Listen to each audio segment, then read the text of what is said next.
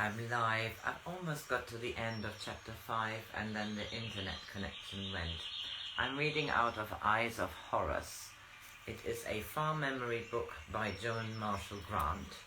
She lived from 1907 till 1989, and this is her life as Ra. She is a male, and she is now looking for other people to join the Watchers, and they are examining all the leaders in the various parts of Egypt, in the nomarchs. Ra will be the heir to the nomarch of the Oryx, and the Oryx is the best nomarch because it is just and fair. There's a lot of corruption going on.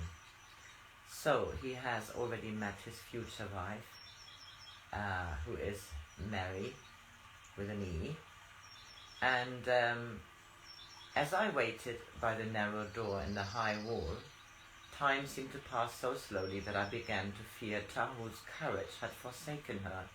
Then I heard the bolts drawn back, and a small cloaked figure slipped through the opening to join me. With a whispered greeting I took her hand and led her by the narrow winding paths between garden walls to the poorer part of the city. We were both dressed as upper servants, so no one took any notice of us as we threaded our way through the crowded markets. I knocked 3 times on the door of the house in the street of the coppersmiths, and it was opened by one of the Watchers, who had come with me from the Oryx. "The plans have gone smoothly," he said. "A small grain barge is ready to leave the city for the south.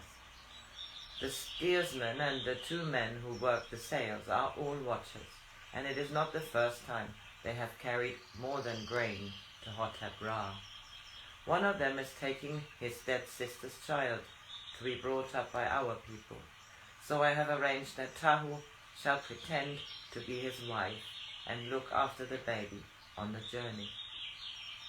Clothes suitable to a fisherman's wife were made ready for her, and those she had worn were burned, so as to leave no clue that she had been here.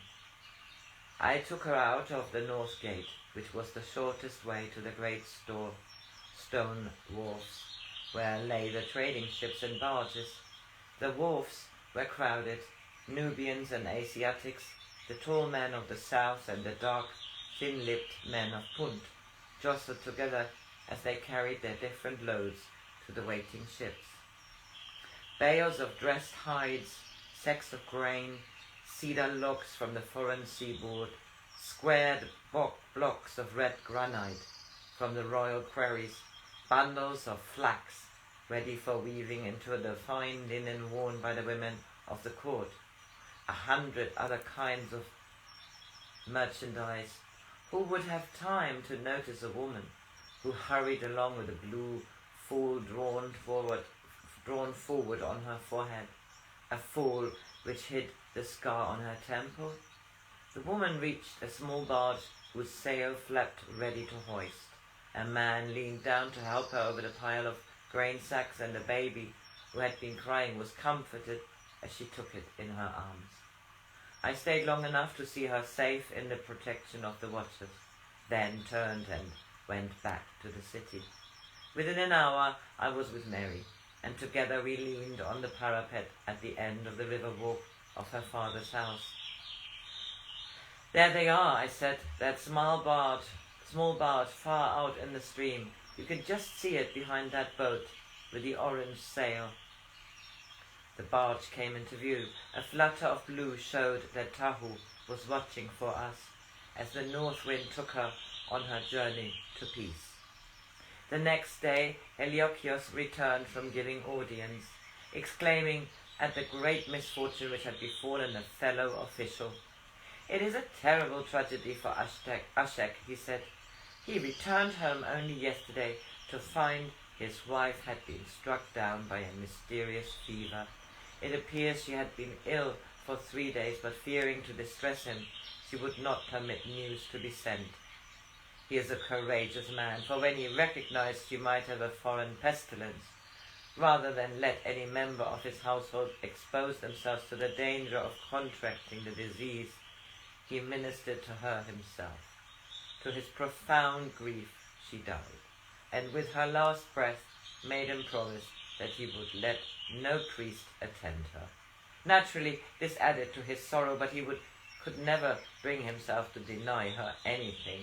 Her body is to be burned. He placed it in a wooden coffin himself, sealed the lid. He said that no one should look on her beauty now it was marred, for that is what she would have wished. It is strange that so noble a man should have shown so much understanding for a vain and foolish woman. Oh, this is the end of chapter 5. The next chapter is entitled Dark Silence.